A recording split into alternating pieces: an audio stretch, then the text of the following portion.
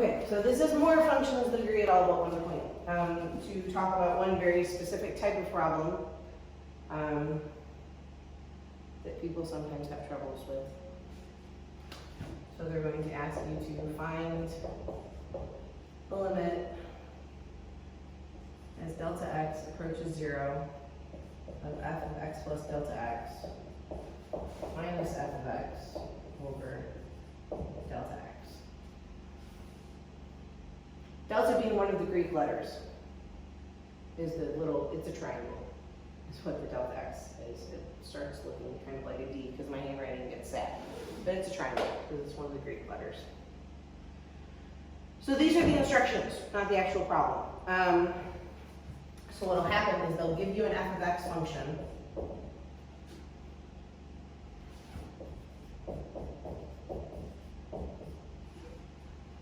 And then want you to plug it into this. Fine.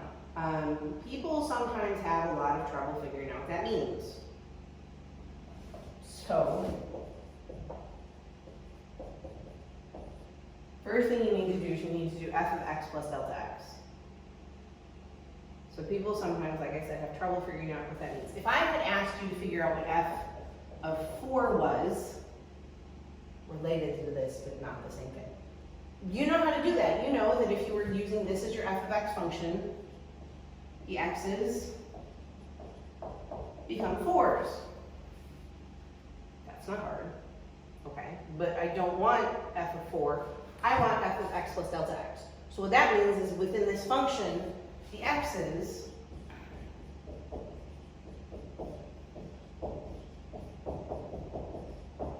become x plus delta x, because that's what I'm asking you for. Like for this one, I would be asking you for 4, okay? So then you've got minus in parentheses so that you remember to distribute the negative sign when you have to. F of x. Well, f of x is just this function right here, so that's what's going to go here. Over delta x. Fine. Now, again, you have to do algebra until you can plug in 0 for delta x, because you clearly can't plug in 0 for delta x now, because then your entire bottom will be 0, and that's not helpful. So, you're going to have to square this, distribute the 3, distribute the negative 2, and distribute the negative sign and see what happens, okay? So, here's the deal. When it comes to squaring this, I'm going to square it out longhand for you once, and then I'm always just going to write down the squared version anytime I need it, okay? If you need to square it out by hand every time, fine.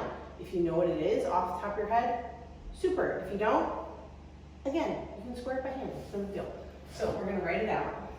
If we're squaring it, please, please, please, please, please, please, please don't be the person that just squares both of them and forgets how math works, okay? Write it twice and FOIL everything out. So you've got x squared. Delta and x are not two separate variables. This on its own is a variable. So x times delta x is plus x delta x. Delta x and x is x delta x. Those two would be delta x squared, not like delta squared and x squared, because again, delta is not its own variable. So then you combine those two.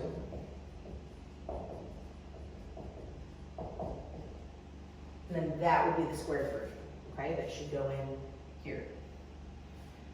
So then, like I said, you want to distribute the 3 into this, distribute this negative 2, distribute the negative sign, and as many steps as you need to not make it weird.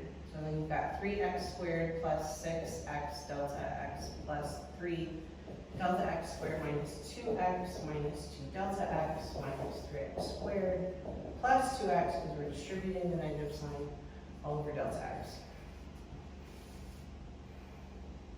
And then you need to hope that things should cancel out, okay? Things should cancel out. You should be concerned if you have like terms that go together and make something, but things should go away. Like we have 3x squared and negative 3x squared, negative 2x and positive 2x. If it had become negative 4x, you didn't distribute the negative and you've made it weird, okay? So then you want to write down what you have left. And this is a step that eventually, once you've done a few of these, I will stop doing, but I'm gonna write it out for at least this time.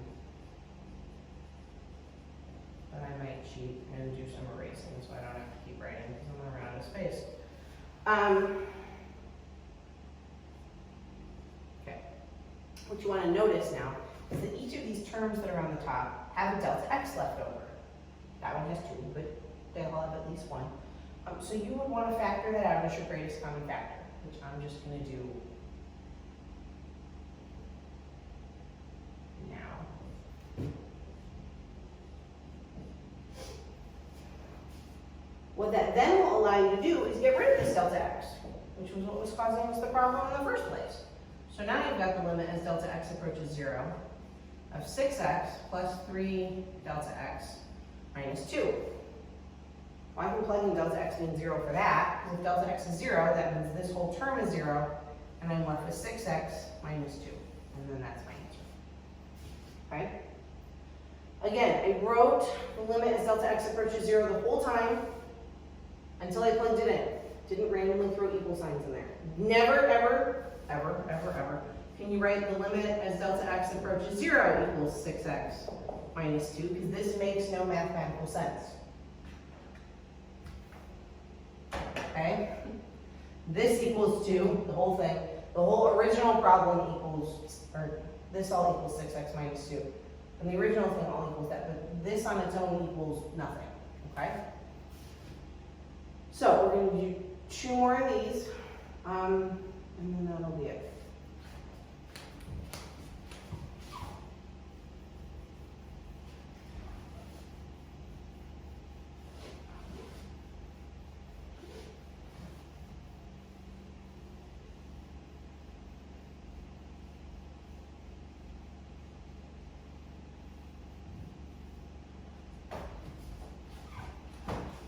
So we're still finding this, which I'm going to write down only because it's hard to remember, even though it should be on your paper, but just so you can see it.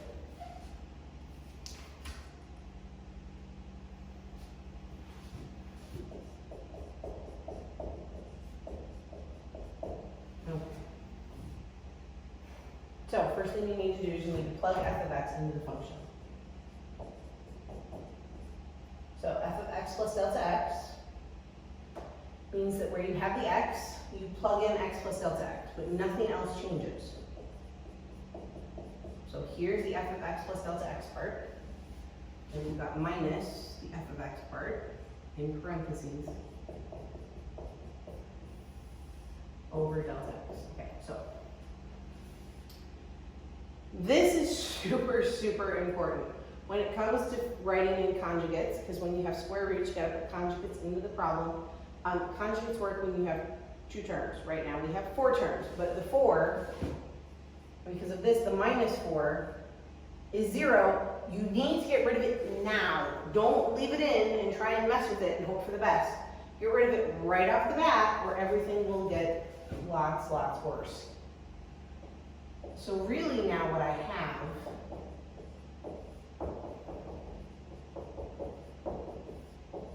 is this. Super filled with x's, but not terrible, okay?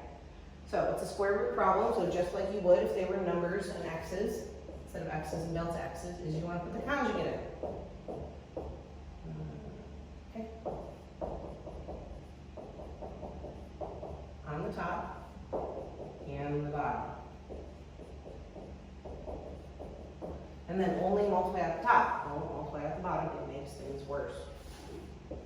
So when you multiply out the top, it gets rid of all the square roots.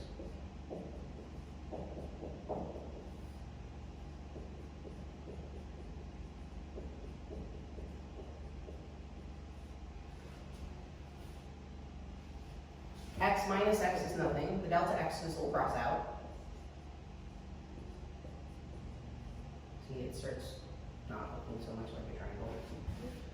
So you got 1 over square root of x plus delta x plus square root of x. Now you can plug in 0 for delta x. So when you plug in 0 for delta x, then you're looking at 1 over square root of x plus square root of x, which is then 2 square root of x. You can rationalize it. If you're super bored, I would not. Okay? Last one.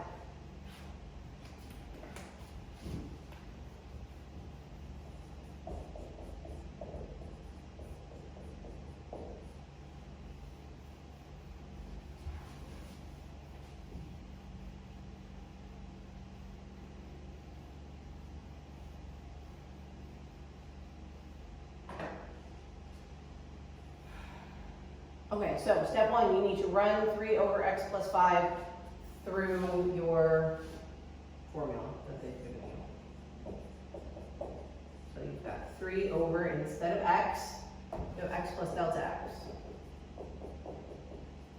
So this is this part, minus f of x, which is minus the function that you have, over delta x. So now you have a fraction. We talked about what to do when you have fractions. When you have fractions, what you need to do is you need to put the common denominators in. So this one needs x plus 5. When you put parentheses around this so that my math is not nonsense. This one needs x plus delta x plus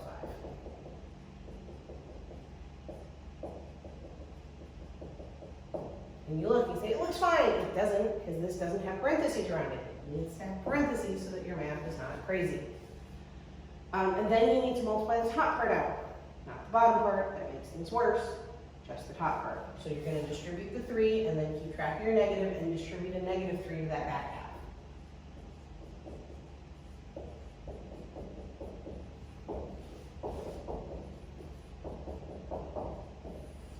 So it's over this and this, so same thing for the reason that we talked about in the last video. Put them together. In whatever order you see fit. So then stuff should go away. If it combines, worry.